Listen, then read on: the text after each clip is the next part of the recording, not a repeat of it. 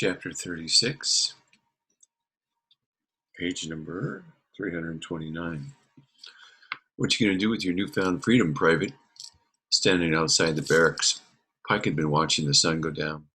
He hadn't realized how much he'd gotten used to seeing it, and how much he'd missed that over the last few days. Back in Tulsa, he and Monty could crack open a couple of beers some evenings and watch the sun sink as the cool crept into the city. That small thing had meant a lot. Now it almost seemed like a celebration. Another thing that Pike had learned was that he never intended to be in lockdown again, no matter what it took. He wasn't going to be that vulnerable. The road was calling him. He'd never felt it pull so strong before. Petey's memory was whispering in his ear constantly. But he also felt the weight of Hector's letter and that second-hand compass sitting in his pocket. Pike turned and faced Towers, who was pulling out a pack of gum. I was thinking maybe I'd go out to eat. Towers snorted and shook his head, grinning as he shoved the stick of gum into his mouth. Nah, you can forget that. Grab something and go is what you're gonna do. You're standing guard tonight. Got a lot of Marines that were pulling double duty to get your sorry self out of the hoosegow, which is another name for the brig or prison. You can cover for them some. Let them catch up on rack time and downtime. 129, page 330. For a minute, Pike got angry and just wanted to argue, and then he let it go. If he was standing at a guard post somewhere, he could be gone any time he wanted to be. By morning, they'd never find him. He could leave all of his problems behind, and he could leave Tulsa behind too. Time to do that, bro. So instead of arguing, he just added, "Sure, Gunny." Pike stood at one of the perimeter posts around the camp and gazed out into the dark night northeast of the city. He'd fallen back into a routine without a problem, and he felt better geared up again. The M4A1 rode in the crook of his arm, and he scanned the area. Boots crunched on the pavement as someone walked towards him. Warily, Pike turned and spotted Becca approaching with a styrofoam cup of coffee in each hand. "Coffee, Pike?" "Sure." Pike took one of the cups and sipped. The burning liquid nearly scalded his tongue. He turned back to face the perimeter, feeling more than a little uneasy at being there with Becca. He stood so he could see the Marines on the left and right of him, and every now and again he spotted the squad sniper on one of the buildings behind him. "Thanks." "You're welcome." Becca didn't walk away. She stood there and sipped her coffee as well. She didn't talk, didn't say anything to let him know what was on her mind, and that bothered him. "You come out here to bring me a cup of coffee?" That wasn't the only reason. When she didn't continue, Pike's irritation grew. "You gonna tell me, or are you gonna make me guess? I'm not much into games." Becca took a drink and stared out of into the darkness leaking into the perimeter. "Lieutenant Bridger went the distance for you today." Pike looked away from her and clamped down on the guilt that stirred within him. He didn't like guilt, but he knew that it was the only something other people offered. He didn't have to accept it. So he walled himself off from it and sipped coffee that almost burned his tongue again. He did that because he wanted to. He did that because he takes care of the people around him. Whether you deserve it or not, you're one of those people he takes care of. Pike glanced at her then. One of us doesn't want him taking care of him. Becca's features hardened, and that's the other thing I wanted to talk to you about. Whatever's going on between me and Lieutenant Bridger, and whatever you think is going on, that's a no-fly zone. I gave you a free shot because you were in a brig, and I thought maybe you didn't have your head on straight. Like you said, I ain't one of those high society women or a cheerleader. I'm small town to the bone. You push me, I push back. So, if you bring up mention of some imagined relationship between me and Lieutenant again, you try any derogatory comments with me, I'll have you on KP and latrine duty until you go blind.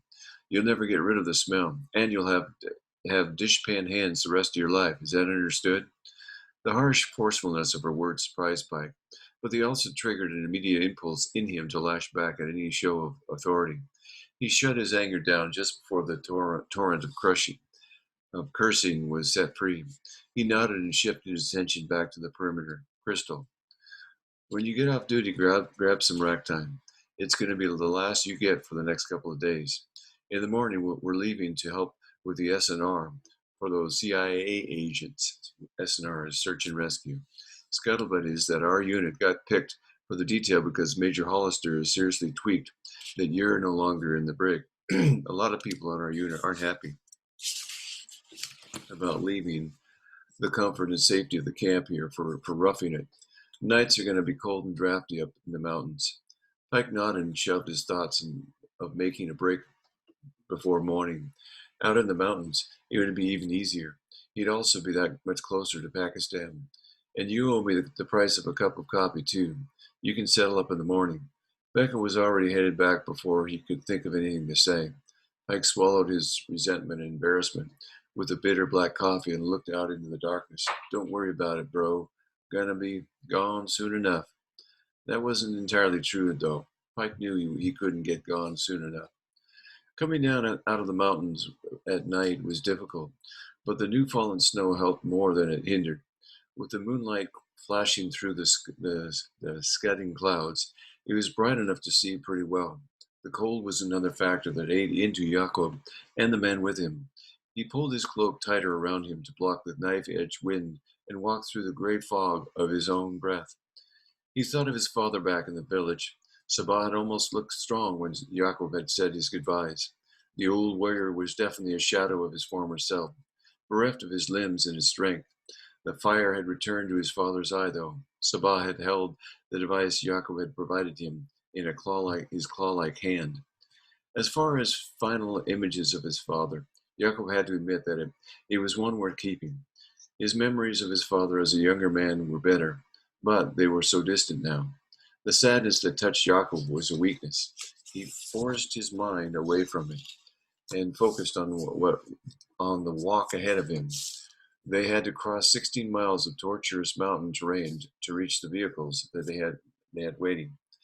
They had been walking since dark, following donkeys that broke a trail through the hip-deep snow. The men, 20 of his best, all hand-picked, marched with him. Wally led the way. Faisal walked just behind Jacob. A shadow passed over the snow-covered terrain, and Jacob's grip tightened on his AK-47. Rags covered the assault rifle, protecting it from the cold. He stared up, searching the star-filled sky between the heavy clouds. A moment later, he discovered the shadow had been made by a passing cloud, not one of the American drones. Over the past few days, Jacob's men had seen a few of the observation craft crisscrossing the sky. Jacob had known to expect the predators. The spy vehicles were the greatest threat to his operation, but he was also counting on them to provide distraction when their time came. The predators could cut both ways. The ground was uneven, and the rolling hills of snow made traversing it even more problematic. Jacob stayed focused on his goal and kept moving, wishing he could run to arrive to his destination more quickly, but knowing that it was better to err on the side of caution, so he kept walking. Ahead, the lead donkey, breaking through the snow, suddenly stumbled and went down. The animal brayed loudly and struggled to get to his feet. The line stalled, and Waleed knelt beside the squalling beast. The men hunkered down and made personal tents of their cloaks to break the cutting teeth of the wind. Impatient, Yaakov went forward. Despite the scarf and his beard, his face felt stiff and frozen. He trudged through the deep snow and reached Wally's side. "What's the matter?" Wally caught one of the donkey's legs and held it so that the animal couldn't kick him. Broken leg. Irritated at the setback, Jacob drew his peshkabij in one hand and placed the other on the donkey's head, pinning it against the snow with his knee. He drew the knife across the animal's neck, and hot blood spurted out to squish over the snow. The blood melted the snow and caused brief flurries of fog to rise before the wind swept them away. Jacob cleaned the blade on the donkey's thick coat as it kicked through the final moments of its life. "We have more donkeys, Wally. Get another." "Of course." Wally called to one of the men leading the string of donkeys, ordering him to bring up another animal. Jacob slung his AK-47 and dug his hands deeply into the snow. He shoved quickly, digging a hole for the donkey. Faisal helped him, and within minutes they had created a depression. They grabbed the donkey and pulled the animal's corpse into the space, and then covered it over with snow so the drones wouldn't spot the dead creature the next day and perhaps track it back to the village before they were ready. Possibly the dead thing wouldn't be found for months. When the corpse was covered and the new donkey was in place at the head of the caravan, Wally urged the beast into motion and they resumed the trek down from the mountain. Hours later, shortly before dawn, Jakob arrived at the village where he'd arranged to have the vehicles that would take them back into Kandahar proper. The vans and trucks had been hidden under a camo net, amid trees only a short distance from the village, where more of his men had stayed to supervise the care of the vehicles. The people in the village gazed on fearfully as Jacques and his men clambered aboard.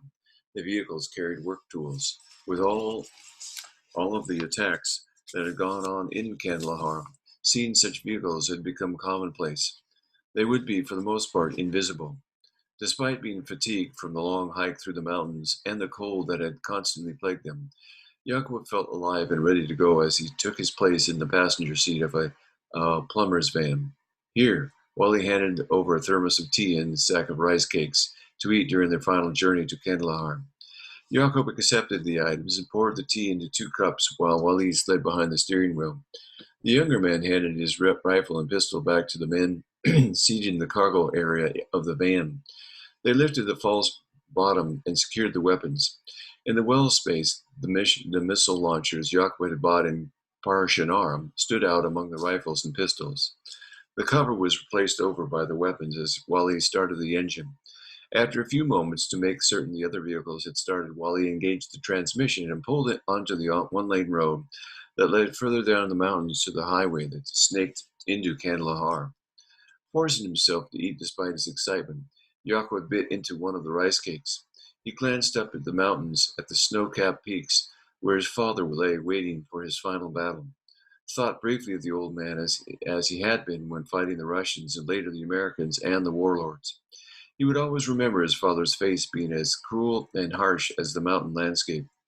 The Americans would remember Saba as well, and Yaakov knew they would fear him. Pike sat in the driver's seat of the Humvee and gazed out at the inhospitable land around him. The marine convoy raced through one of the valleys in the Safed coal mountains. The temperature had, page 136, cooled slightly since they had left Kandahar. Pike knew it would be much cooler in the ridges. He kept reminding himself that Pakistan wasn't far away. A couple days' walk, he'd be in Parishanar. That was as far as his plan went. After that, he'd have to see. Cho and 2 other Marines rode in the Humvee. In the passenger seat, Cho gazed in silence at the land around him. He whistled tunelessly. The 2 Marines in the rear had sacked out, sleeping, sitting up, with their heads rolling back and rolling with the uneven gait of the Humvee across the rough road. Radio chatter was sporadic. The Marines weren't happy about leaving the camp, and Pike was certain that they blamed him for the misfortune. No one dared get in his face, though. That was a bonus for having killed Captain Zaroff and his men. Cho glanced at the GPS. Should be coming up on the marker in the next few minutes. Pike nodded. If it wasn't for GPS men, I don't know how they'd tell one section of these mountains from the others. Cho nodded towards the mountains. How bad do you think it's going to be up there? Pike gazed at the white-capped ridgeline. Was Zami Yaakov and his men? Cho shook his head. No, the cold. Wherever Yaakov is, I don't think we're the guys who are going to find him. But we're going to freeze our butts off while we're up there. Maybe. Pike turned his attention back to the road. Hey, Pike. Cho had turned his face to him. Not everybody's going to be on your case about you blowing up Zaroff and his boys. Me? I think you're some kind of a hero taking those guys on by yourself like that. A lot of the guys do. I hear that the information we're getting out of that other Russian is going to save a lot of lives. Good to know. Cho sighed. You're a hard guy to get to know. I'm okay with that. Wouldn't hurt you to lighten up. If you told people what you were doing that night, you might have been surprised how many Marines would have gone with you. Yeah, because that would have really helped out with the whole stealth part of following Zara. Dude, take a compliment. Ahead, a line of pickups and vans approached the Marine vehicles. Pike kept his left hand on the steering wheel and reached for his M4A1 with his right, his stomach tightness and readiness.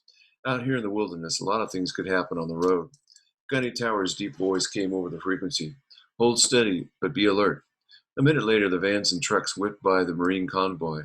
Pike watched them go, staring at the equipment racked on the tops of the vans and occupying the truck beds. Cho peered at the passing vehicles, too. Guess all the repair work in Kandahar has drawn laborers out of the sticks. He shook his head. Wonder how much they're going to get paid to risk getting shot or blown up. Probably about the same as you. Cho frowned at that. Man, you can be a total buzzkill. I thought you weren't looking forward to the camping trip. I'm not. Cho folded his arms over his chest. But I'm figuring at least out here our chances of getting shot or blown up are probably less than they were back in the city. If you want to stay alive, you won't even start thinking like that. Pike checked the rearview mirror and watched the caravan of laborers disappear over the distant hill. Page 138.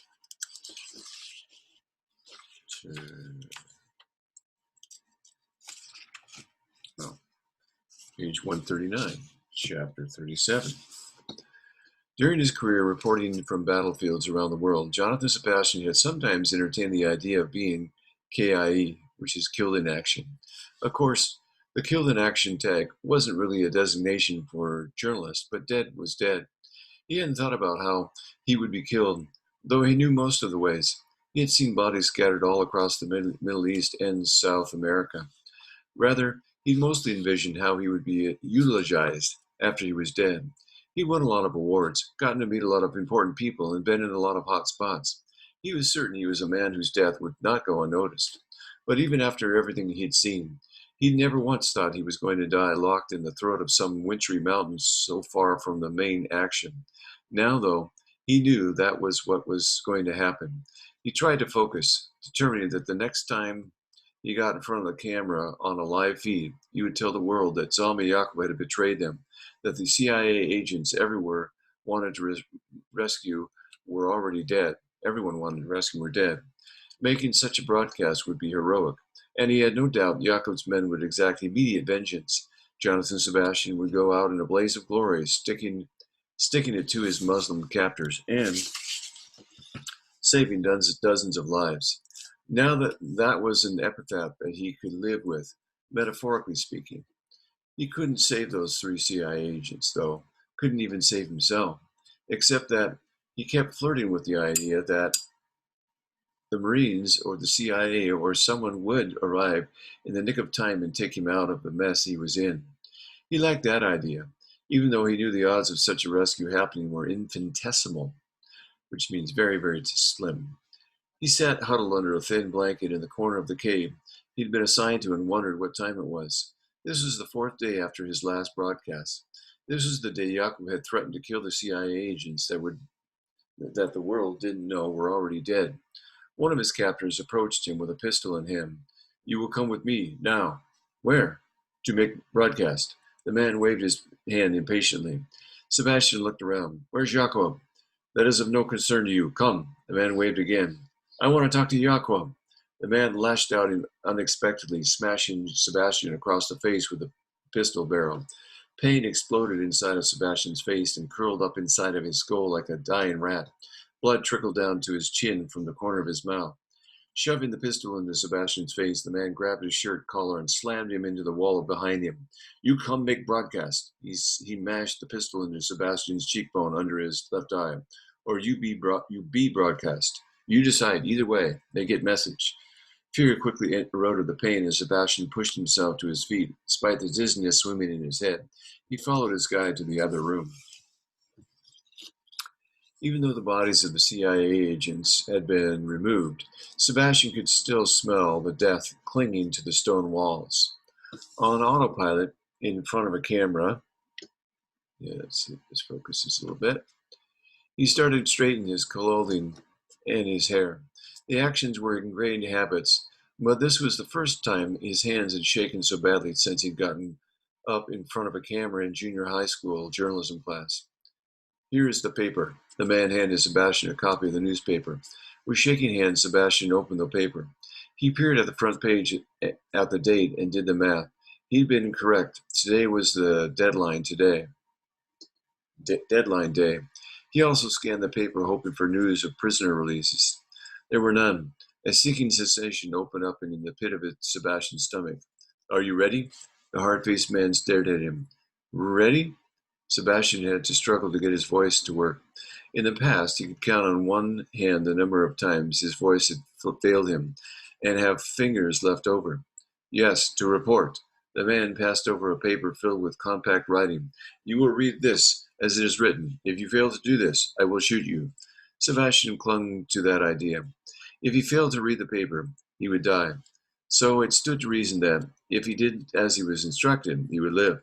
He studied the writing, realizing that he was going to be delivering Zalmay Jacob's promise of death to the enemies of his God, and the man's call to other believers to strike down the Westerners. Yes, you are ready. Begin. Yes, you are ready. Begin. The man waved to the cameraman. Bright light bathed Sebastian, and he unconsciously stood a little straighter. This is Jonathan Sebastian, and I am here to deliver Zalmay Jacob's promise of vengeance. He thought briefly of telling whoever was listening that no rescue should be tried, and it was too late for all of them. But he desperately hoped someone was coming, and he hoped that if he did what he was instructed, he would live. He clung to that. You have failed to release the prisoners. Now you are going to see the cost of your decisions.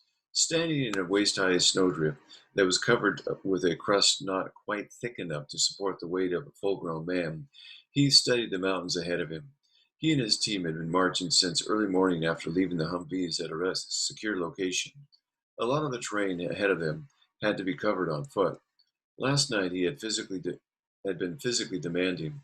Despite their cold weather gear, he hadn't even ever truly gotten warm, and he was willing to bet that none of his Marines had either. He'd scheduled regular breaks to accommodate the fatigue created by the harsh climate, and he also made sure that each Marine was hydrating. The cold weather climate was as severe as a desert. He'd been assigned a platoon, 3 squads under 2 sergeants and a corporal.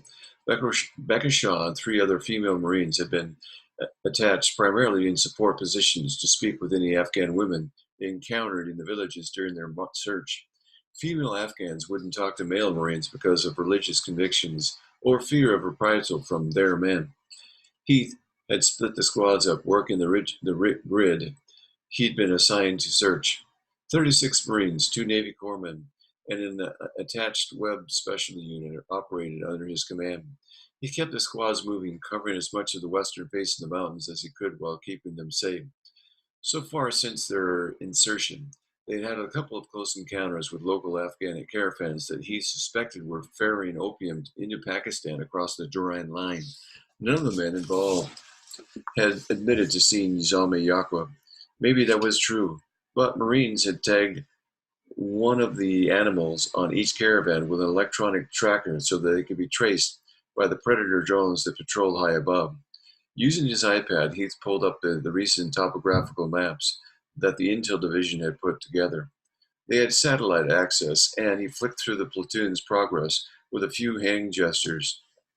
When he finished, he scowled. It's too much, and we're too little. The only solace he had was that none of the other S&R teams in the mountains had turned up anything either, but that was cold comfort. It was as if Safed Coal Range had simply opened up and swallowed Zalmay Jacob, like Ali Baba and the 40 Thieves. He's embittered, crackled to attention. Indigo leader, this is Indigo 2. He turned so the wind wouldn't interfere with the mic's transmission. Go to. Checked out that village. Nobody home. Nobody's been home in a long time. Place is a ghost town. Roger that, too. Leader confirms no joy. He marked the map, adding one more confirmed area to his grid. On one of the caravan leaders they'd talked to had told him about the village. He hadn't held out a lot of hope, but it had been a more defined target than their other blind searching. Proceed to your next 20. Roger that, leader. He glanced further uphill and spotted Pike seated on a rock that jutted out from the snow. He assigned Pike to his squad, keeping the man where he could watch over him. Since his incarceration, Pike had drawn apart from everyone, even more than he'd already been. Heath had kept Becca in his squad as well, but that had been for different reasons, and he wasn't entirely comfortable with the preferential treatment he was showing. Pike sat with his M40 bolt-action sniper rifle across his thighs. He, page 344, carried a Remington 870 12-gauge shotgun, as well for close encounters. He was a qualified sniper, and the assigned position allowed him to act as scout and gave him distance from the other Marines. He didn't seem to have a problem working with Private Cho, his primary assigned partner, but some of the other Marines harbored resentment over the S&R assignment. Hollister had let it leak through the grapevine that the posting had been punitive, directly related to Pike, but Heath knew that his team was also up in rotation. The major just claimed the assignment as his own bit of justice. Indigo Leader, I have a communication directive from command. The voice was flat. Excitement flared through Heath. That was the first time he had had contact with command since taking the field. Roger that, command. Switching to TAC 1. He made the freak change to his embidder. Indigo Leader here. Be advised that we have confirmed the location of your target, Indigo Leader. Another television transmission is currently in progress, and we have identified the source. We're sending encrypted transmission to your device. Roger that. Heath opened his iPad link to command and watched as downloads initiated. The source is 2 clicks from your present location. The announcement startled Heath, jerking his attention from the iPad to the ridgeline. They'd almost reached another summit, but there was no indication that anything was there. However, the map that unpacked on his iPad showed that the target area was somewhere in that rise. A red dot pulsed in the midst of the narrow valley. We're scrambling a team, Indigo Leader, but the air gets thin up here. There. Can't reach your present 20 with helos? Roger that. At their current altitude, a helicopter wouldn't be able to function well, and the wind shears clinging to the mountains would make it an accident probable. We have to decide to send new people in, follow up with a secondary unit we can mount from there. Our best estimation is that the support group will only be at 5 or 6 minutes behind you. Indigo 6 will intersect with both of your group and the support team 37 minutes after that. Given the fact that your target was promised to get it bloody in this, you're to get inside that area and lock it down as quickly and as safely as you can. We want those people out of there as safely as possible, and we want that tango leader put down or locked down. You're cleared to engage. Roger that, sir. We're on our way. He clicked out of the freak and called for Towers and his squad leaders. Less than a minute later, Indigo team was en route, pushing through the tall snowdrifts and closing on the target. Jakob got out of the van dressed in stained work clothes. He walked to the rear of the vehicle and opened the doors. Faisal handed him a toolbox that contained an AK-47, a pistol, and a magazine for both weapons instead of tools. The box was heavy and hung at the end of his arm. Faisal and another man emptied a wooden crate that had contained plumbing hardware and slid in one of the Russian missile launchers he had purchased with the opium shipment.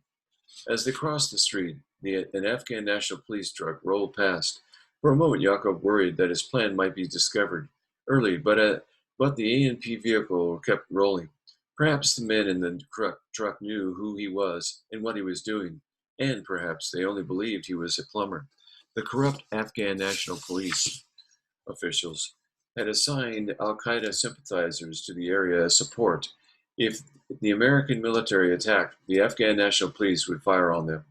Normally, the area outlying the airport would have been subject to Marine security, but as the United States military had pulled back, more and more of the area had been given over to the Afghan National Police to patrol and protect.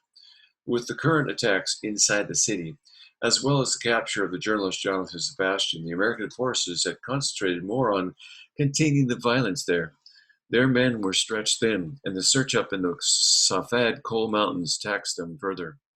Jakob knew that there were still Marines in the area, and they would come after him as soon as the attack began. But he felt that not only would the attack be successful, but his chances of getting away were good. After all, this morning had been filled with distractions for his enemies, assorted blows that would render them bloody. Even now, attacks had sprung up again in Kandahar, and Jonathan Sebastian had captured the attention of the world with his plight and that of the CIA agents. Feeling confident, wanting to see the rest of his mission through, Jakob boldly headed into the apartment building he had selected days ago. The 4-story building was in one of the hardest hit areas outside of Kandahar. The city lay 8 miles to the northwest from this pocket neighborhood, but this was one of the small areas that surfaced nearby businesses. One of those businesses, only 2 miles away, was the Kandahar International Airport. Over half of the units were uninhabitable, but that hadn't stopped squatters from moving in.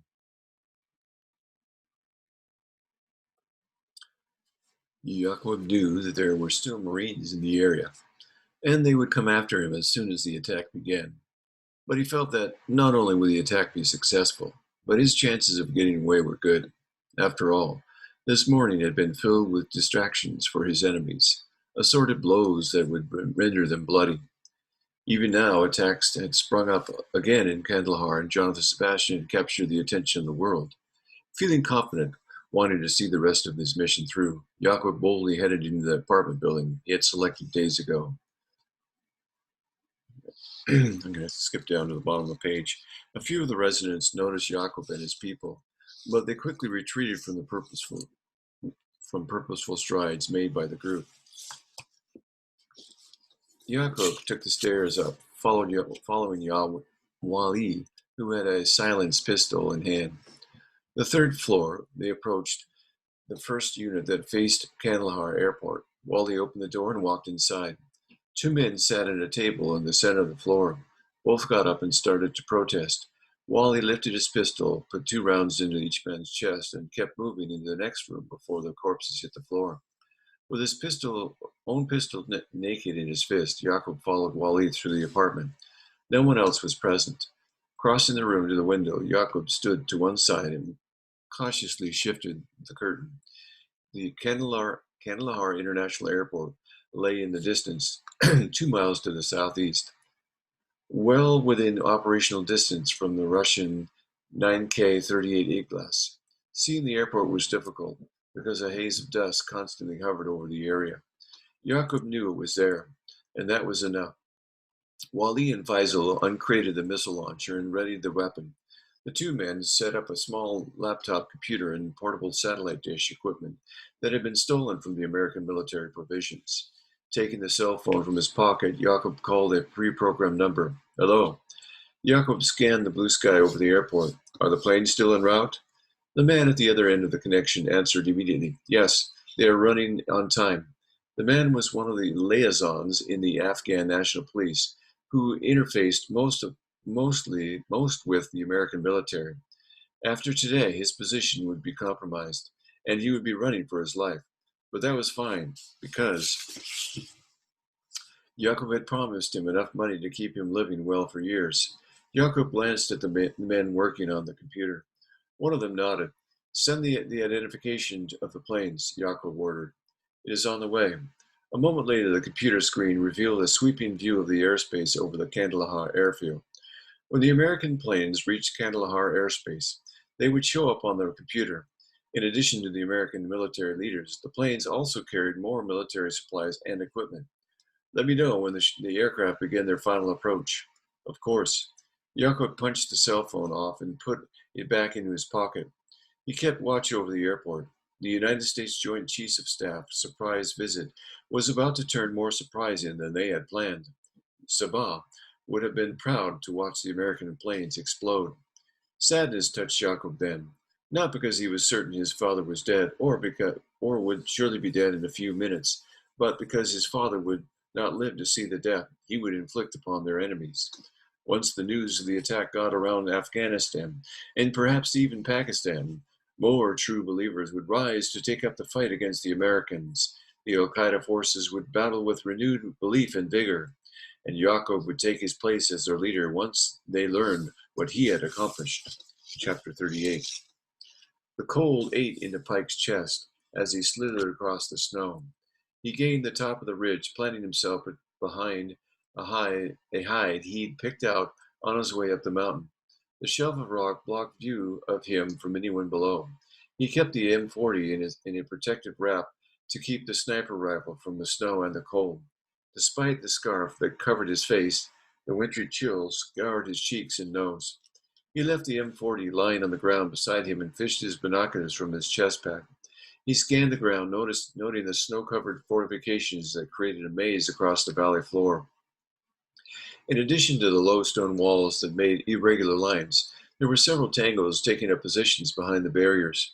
He counted 53 tangos, but he knew there were more inside the caves. He clicked the emitter as the wind stirred small snow flurries over his position. It was like sitting in his own personal snow globe. He contacted Heath and spoke just loud enough to be heard over the connection. I'm counting 50 plus tangos on site. There are at least 7 caves in the valley, so I'm betting there are more tangos on the premises. Roger that. On top of that, the tangos have constructed a kill box across the open ground. New fortifications, walls. They planned on us coming, Pike. Pike gazed at the no man's land, knowing that the Marines were going to get hurt taking the valley. There was no way around that. So let the Marines deal with this, bro. This is their thing, not yours. Me and you, we can just get out of here. Get gone while we've got the chance. Clearer than ever, Pike heard Petey's sibilant voice in his head, just as conspiratorial as he'd ever been. But Pike wasn't certain that vanishing in the mountains was ideal at the moment. The hike into Parashinar would take days. He didn't have the supplies on him to get that far, but the pull to step away was upon him. He didn't want to watch those Marines die. That thought surprised him. In the past, on different missions, he'd accepted death as a constant companion. Warriors fell. It was a basic truth of any battle, and he hadn't changed in thousands of years. The Marine Corps trained their personnel that the deaths of comrades in arms happen. No one ever got used to the idea, but they dealt with it. For the first time, Pike thought he didn't have the stomach to watch those younger Marines die. They were only a handful of years younger than him. But they were kids in his view. Pike made himself breathe out. Losing fellow Marines had always hurt in the past, but he had been able to keep himself distanced from it. Memory of the street battle that had been taking place days ago played through his mind, making him realize how close he'd come to losing Becca Shaw, Zeke, and Joe. None of them deserved to die today. And Becca had a kid, not much younger than Hector. Thinking about Hector reminded Pike of all the things that could happen to the boy on any given day. A drive-by shooting, a predator in the neighborhood, anything could happen. It was all out of Pike's control. Panic welled up inside of him, and he had to force it away. He'd never felt anything like it before, not even when he was in the worst of the foster homes. Back then, he'd learned to be in control of himself and gradually his life around him. When he and Petey had escaped the system, they controlled their lives through violence and crime, and whatever else was necessary to get by. They hadn't drawn any lines, hadn't backed away from whatever it took. No matter what he did, Pike realized he couldn't protect the boy from everything that was out there. In fact, he was one of the things out there that Pike wouldn't have wanted Hector to cross paths with. Last night he dreamed of the fight inside the diner, and he remembered the shocked expression on Hector's face when he thought Pike was going to kill that man. The trouble was, Pike knew he'd have killed that man and done it without hesitation. That was the kind of man he was. Kill the threat, and it was never a threat again. And that was what Pike had intended to do, except that Hector had been there. As long as Pike stayed around Hector, as long as he stayed around the Marines, Pike knew he was going to deal with worrying about other people. He didn't want to do that. He wanted his life to be simple. He didn't belong in either place. He needed to get back to being on his own. If any of them knew what he'd truly done in his life, they wouldn't want him to be with them. He was as big a threat to them as anything else. Hector's view of the world had already been altered because he'd been there with Pike that night in the diner. He'd already changed the boy's life, and it hadn't been a change for the better. He wasn't good for Hector. That was a fact. It was time to move on.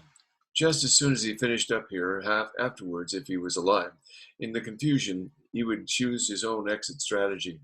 Okay, his voice was soft when he spoke, but it sounded brittle at the same time. Hold your position and provide sniping cover as long as you can. We're going to soften them up with grenade launchers and suppressive fire. Then pop smoke and go at them. We locate the secure hostages, put down everybody who gets in our way. Roger that. Pike picked up the M40. He unwrapped the rifle and capped both ends of the sniper scope and settled in behind this weapon, selecting his targets in order of preference. Things would have to happen fast if they were going to rescue the CIA agents. Pike Morgan was also going to happen fast. Jonathan Sebastian looked at the paper in his hands in disbelief. He'd reached the end of Zalmay Jakob's demands and accusations before he'd known him. Now he stood there holding on to the paper with shaking hands. His time on stage was almost at an end. He stared at the camera, for the first time in years not knowing what he was supposed to say next. Then the hard-faced man in front of him raised his pistol and took deliberate aim. No! Sebastian's voice was hoarse and filled with panic. His heart thudded against his ribs, and he felt a scream rising in his throat. He wanted to move but couldn't, frozen right where he stood. The gun flashed very bright, and something hard and unforgiving slammed into his face. Grenades arched into the valley, fired from the M203 launchers equipped on some of the Marines' M4A1s. The resulting explosions caught the tangos by surprise.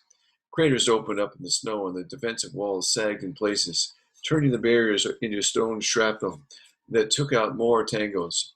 The thunder and the rounds detonating filled the valley with shock and awe.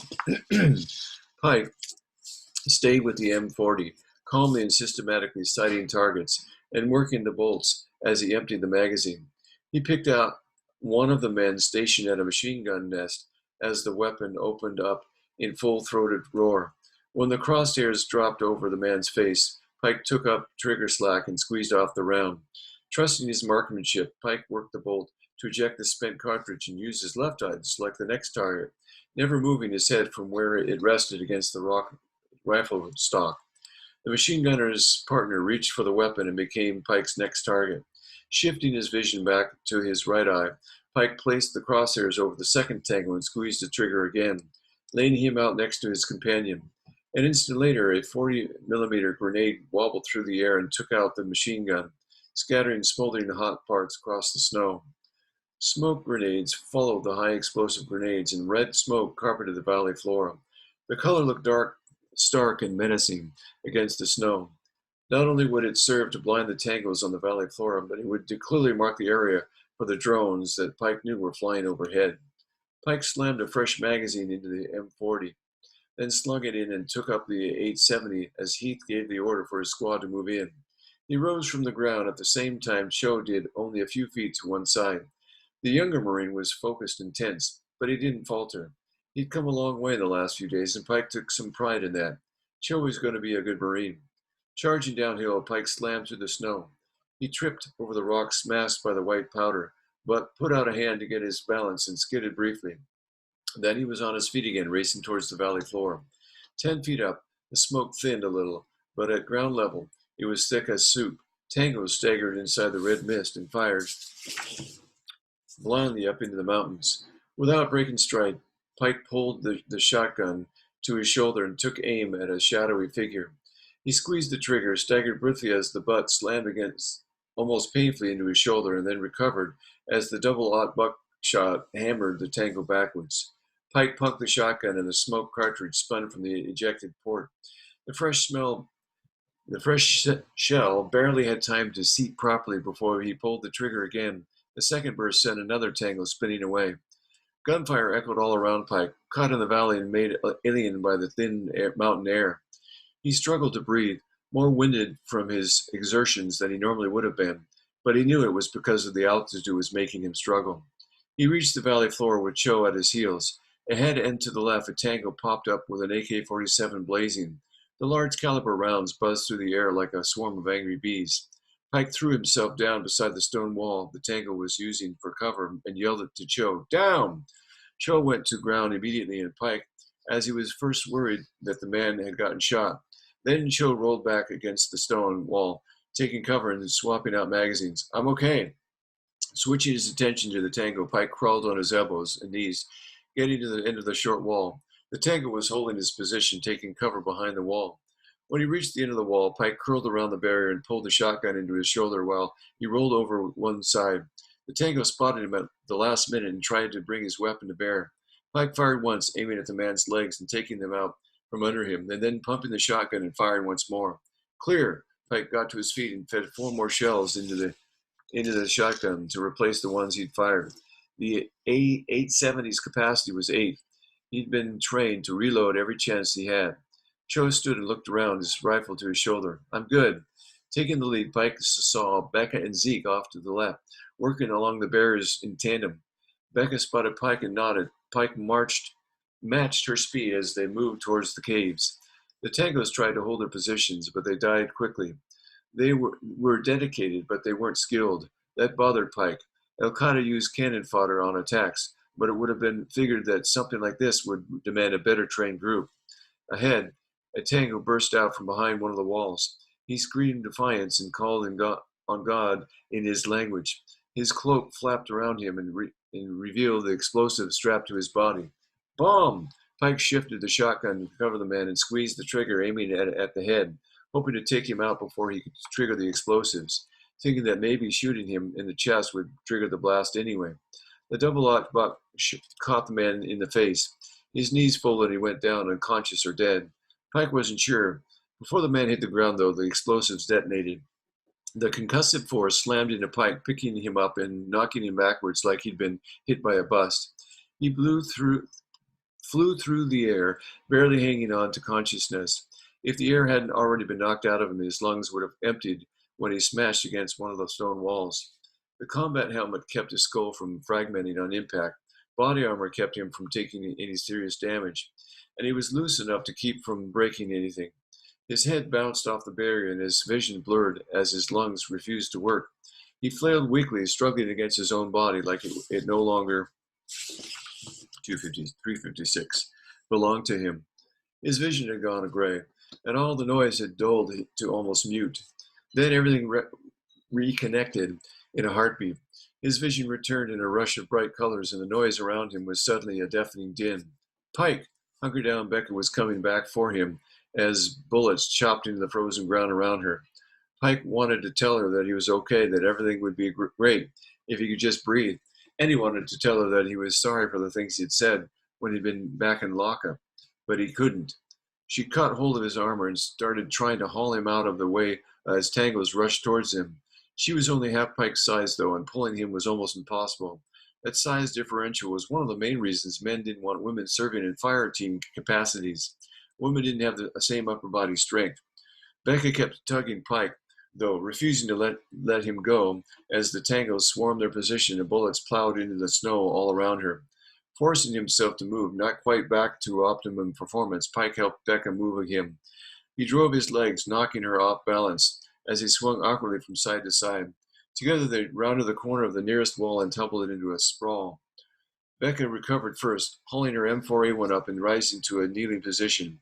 Pike finally managed to suck in air and tried to ignore the pounding of his head.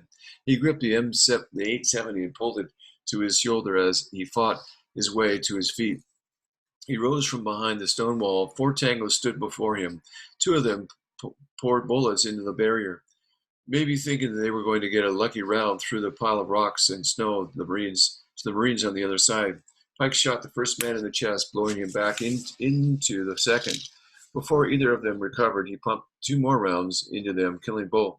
The third man went down under Becca's fire, and the last man was caught in a crossfire from Cho and Zeke. Becca looked at Pike. You okay? Yeah, thanks. She was moving before he could say anything else, headed towards the caves. Other Marines were already swarming over their entrances, swapping fire with Tangos still inside.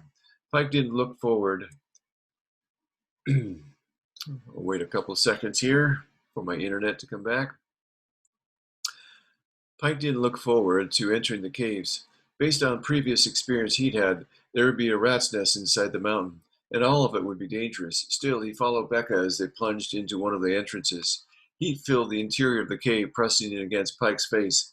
He stayed on Becca's flank, using his peripheral vision to scan this cave till his pupils adjusted to the change in light. Shadows draped the cave, making it hard to see, but the Tango's movements made them stand out against the darkness. The bright splashes of muzzle flash revealed the shooters in quick, jerky images. Swiveling, Pike aimed at those muzzle flashes and fired again and again. A bullet flattened against his body armor, eliciting a shock wave of pain that was barely noticeable in the cocktail of throbbing soreness that vibrated through him. The shotgun circled dry, the last expended shell spinning loose and catching the firelight. Before Pike stopped, he held the 870 in one hand and drew his M9. with the other as he searched the cave. Nothing moved. He crossed the room to the bodies lying against the far wall. He slung the shotgun and used his flashlight to verify that their opponents were down. All of them were dead. Outside, the gunfire was slowing, and the radio chatter confirmed that the Marines had gained control of the valley and the caves. He'd call over the radio. Does anyone have eyes on Yako? Pike picked over two of the dead men at his feet. Neither of them was the Tango leader, nor were any of the other Tangos lying on the stone floor. A chorus of negatives rolled over the freak. Keep looking. The man's got to be here somewhere. Indigo leader, I found the reporter dude. Where? Guy's toast. Somebody put a round through his head. Pike wasn't surprised. The window of getting those people out alive had been small. He'd hesitated only a moment. What about the CIA agents? Not here. Pike put more rounds into the shotgun, filling it to capacity, and followed Becca to the back of the cave. Another entrance barely stood out in the flat firelight. She advanced with her rifle at the ready. I got the CIA guys, leader. Another Marine cursed. They're over here. They're dead. Looks like they've been dead a couple of days at least. A couple of days. News didn't sit well with Pike. That meant the whole operation was a suck, a setup designed to draw the Marines into the kill box. It hadn't worked out that well for the Tangos, so what had Jakob hoped to achieve? At the entrance of the rear of the cave, Pike peered over Becca's shoulder as she shone her flashlight into the chamber beyond. The sweet fragrance of rot clung in the area. The flashlight beam settled on an old man in a bed. Even from the distance and in the poor lighting, Pike could see the man was missing an arm and a leg. His crippled body lay exposed on top of the bedding. Americans, I am Zabah al-Hadith, and I am here to deliver your moment of reckoning in the name of the one true God. The old man raised his only hand, and Pike spotted the electronic device in it. Reacting instantly, Pike pulled his shotgun up and fired. The double-aught blast tore through the old man's forearm. His shriveled hand, still holding the remote control, flew backwards and bounced off the wall behind him. For a moment, Pike thought that everything was all right. Then he heard the explosion starting, reverberating throughout the mountains. The cave shuddered and shook, suddenly rolling like a ship's deck on a storm-tossed sea. Rocks tumbled from the ceiling. Pike grabbed Becca and shoved her towards the cave mouth. Move, move! They mined the mountain. They mined the mountain. He followed at her heels as a tumbling rush of rock filled the cavern where the old man had been, drowning out his final cries. They barely cleared the door, sprinting across the shivering earth as more and more explosions detonated. Outside, Pike stared at the changing landscape of the valley. Rock and snow came down in powdery avalanches. He had only a moment to look at the hopelessness of it all before something slammed into his back and he was buried in a rush of moving earth and snow.